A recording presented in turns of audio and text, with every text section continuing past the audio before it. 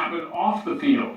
It came right before last night's game between Green Bay and San Francisco. 49ers quarterback Colin Kaepernick refused to stand during the national anthem, a decision that led to both harsh criticism and some praise from fellow players. Kaepernick said this, quote, "I'm not going to stand up to show pride in a flag for a country that oppresses black people and people of color. To me, this is bigger than football, and it would be selfish on my part to look the other way. There are bodies in the street and people getting paid leave and getting away with murder." Let's talk about it now with CNN political commentator and host of the Ben Ferguson Show, Ben Ferguson. We also have CNN political commentator and Morehouse professor Mark Lamont Hill. So I want to ask both of you, maybe Mark, I'll start with you. Was this, in your view, a justified protest? Yeah, it's absolutely a justified protest. Remember, we have freedom of speech in this country. So if someone does it for religious grounds, for political grounds, or simply because they don't want to stand up, it's entirely justified. But if we're making an ethical or moral or even political argument, I would say it's absolutely justified. I go to games all the time. I'm a routine attender of basketball games. I never stand for the flag bearing for the pledge of allegiance. You don't stand? Basketball, come on, no, man. Come it's on. It's an act of political resistance. It's an act of political critique. For the same reason that Kaepernick cited? Absolutely. And even more broadly, it's not just about state violence at the level of people being shot in the street. It's also resistance to American empire, to imperial wars overseas. It's a way of saying that I am a citizen of this country and I'm willing to express respectful dissent of its practices. And until we are in a country that actually is the land of the free and the home of the brave, I'm not going to work. That's my resistance. That's his resistance, and I salute him for it. So Ben, first on Colin Kaepernick, and then perhaps more broadly on the idea of not standing for the national anthem as a form of protest.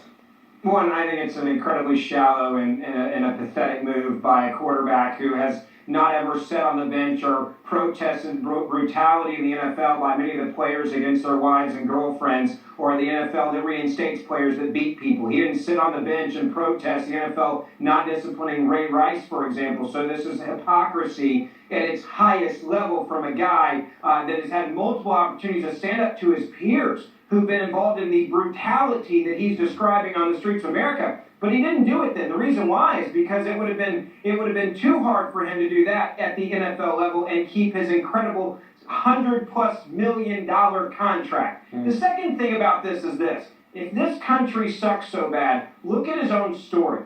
This is someone who was adopted by two white parents. He's biracial. He's now making hundreds of millions of dollars in the NFL in a country where he is free to say and do stupid things like he did. That is a story of an incredible nation. Other countries around the world would not allow him to do this. From the very beginning, his story is a success story, but instead, he's being an incredibly arrogant and entitled individual. And here's what I would say to him.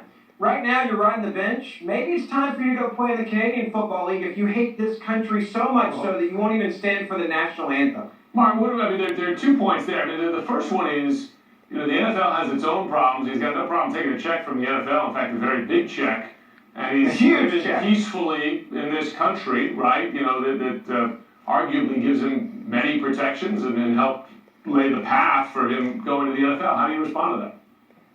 Well, first of all, he's not taking a check. He's earning a check. You're not taking a check from CNN. I'm not taking a check. He's taking a check right now. The fans of San Francisco would agree with me.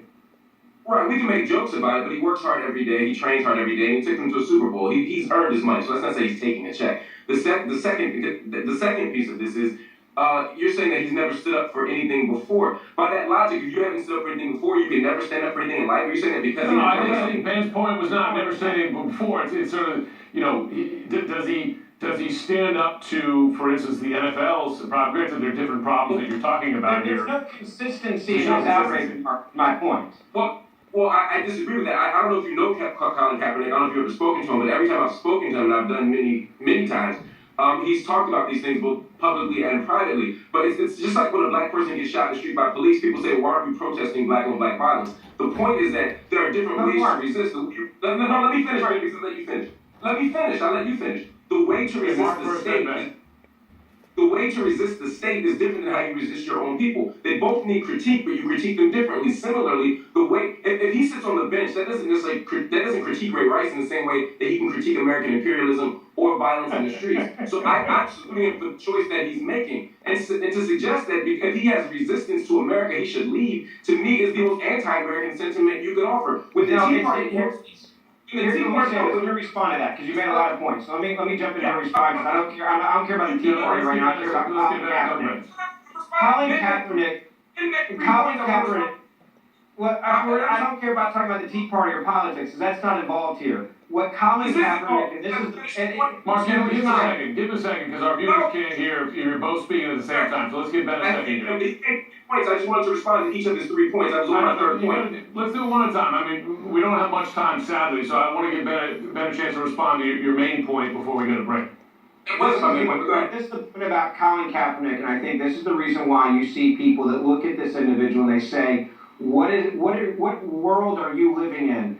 You have the opportunity to make an insane amount of money to be in the top 1 of the top 1% while saying that you're somehow being oppressed, so therefore you don't honor the country that allowed these things. No one's saying that America's perfect. But the idea to sit there on the bench and For once, I agree with Ben Ferguson, and I usually don't agree with that guy. For the freedom for him to be able to be safe while playing a football game, being paid. And I don't agree with you, Mark Lamont. I do not agree with you. And to never have had because hey, I'm a veteran, his own teammates and his own people, and you should definitely stand up for the national anthem. Who have not even lost their paychecks over this. Tells me that you don't really care about the issue as much as you think. So instead, you sit on the bench, which you're doing a lot anyway, and you sit there to somehow make a point which you've never made before. That is hypocrisy. So that's why I said, if this country is so bad, then go and play in the CFL. I agree. Go play in the CFL then. Mark, just one quick thought before we go to break.